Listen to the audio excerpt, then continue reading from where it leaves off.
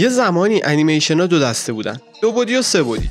ولی حالا یه سبک جدید اومده که قوانین رو شکسته. ترکیب خفن 2 بعدی و 3 بعدی، سبکی که انیمیشن هایی مثل آرکین و اسپایدرورس رو به اوج رسوندن. بیایم ببینیم چطور این سبک تبدیل شد به ترند دنیای انیمیشن سازی. سال 2018 یه نقطه عطف بود. اسپایدرمن اینتو د اسپایدرورس اومد و گفت کی گفته 2 بعدی و 3 بعدی نمیتونن با هم کار کنن؟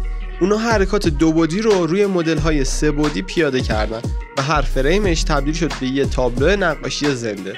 حالا به نظرتون میدونین چی این سبکو خاص میکنه؟ مغز ما عاشق جزئیاته، ولی وقتی یه چیز خیلی واقعی میشه حس هنریش از بین میره. سبک ترکیبی دقیقاً اون نقطه تعادله، جایی بین واقعیت و تخیل، جایی که ذهن هنوز درگیر تخیله اما چشم میگه واو این دیگه واقعیه. حالا به نظرتون چرا این سبک انقدر سریع ترند شد؟ یه دلیل خیلی ساده داره. مردم از تکرار خسته شدن. همیشه یا پیکسار بوده یا دیزنی، خیلی تر و تمیز و قابل پیش بینی.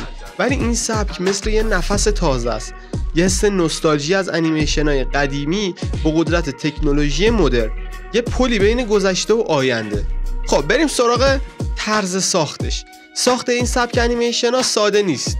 باید طراحان 2 بعدی و 3 بعدی با همدیگه همکاری کنن. نورپردازی، رنگ و حتی حرکت دوربین باید طوری تنظیم بشه که دنیای 2 بعدی و 3 بعدی یکی به نظر بیان.